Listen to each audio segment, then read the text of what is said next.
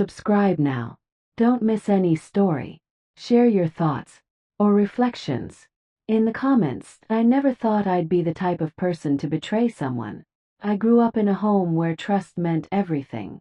My mother always said, "Your word is your worth," and I carried that through my life like a shield.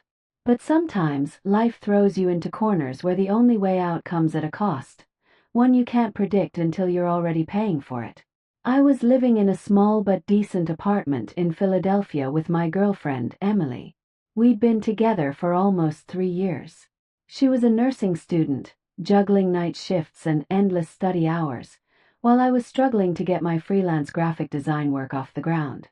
When COVID hit, my projects dried up almost overnight. Our rent was $1,350 a month. Not a fortune, but when there's barely any income, even that feels like a mountain. By March, things started spiraling. I'd borrowed from friends, maxed out 2 credit cards, and applied to over 80 jobs without much success. Emily tried picking up extra hours, but with her clinical rotations and studies, she was barely sleeping as it was. We fought more often, about groceries, missed calls, my lack of effort, her exhaustion. The stress twisted us into versions of ourselves we didn't recognize. Then came Jason. Jason was a 42-year-old finance manager who rented the apartment above us. We'd shared casual chats in the hallway before. He lived alone, divorced, no kids. Always friendly, sometimes overly so. He'd compliment Emily a little too freely, talk to me about stocks I didn't understand, and occasionally drop hints about how some people have it easier than others. I didn't think much of it until one evening when I ran into him outside while taking out the trash. "You okay, Nate?" he asked. I hesitated before answering. "Just life, man. Rent's due and I'm short." He raised an eyebrow, lit a cigarette, and exhaled slowly. "You know, sometimes help comes in strange forms. You ever think about that?" I gave him a puzzled look. "What do you mean?" He leaned in, voice low. "What if I told you I could help you cover rent this month? No loans, no interest. Just a favor." "Favor?" echoed. Jason didn't smile. "I've seen you and Emily. She's beautiful. Wheep. The kind of woman who probably wouldn't cheat, right?" My stomach dropped. "What the hell are you suggesting?" "I'm not suggesting anything," he replied calmly. "I'm making an offer. One night with her. That's it. You get $1,500. Enough for rent and groceries. Clean. Simple. No strings. You never have to talk to me again." I stared at him, frozen. Was this some twisted joke? I wanted to punch him, curse him out, but instead I walked away. I couldn't sleep that night. The idea repulsed me, made me sick. But it stuck like a thorn in my brain. We were drowning. The eviction notice was taped to the door 2 days later. That night I sat with Emily and broke down. Told her everything. She was furious. Not at me but at Jason. "That creep thinks he can buy people," she spat. But then I saw a flicker in her eyes. Uncertainty. Fear. She didn't say yes. But she didn't say no either. The next morning she was quiet. We didn't speak much that day.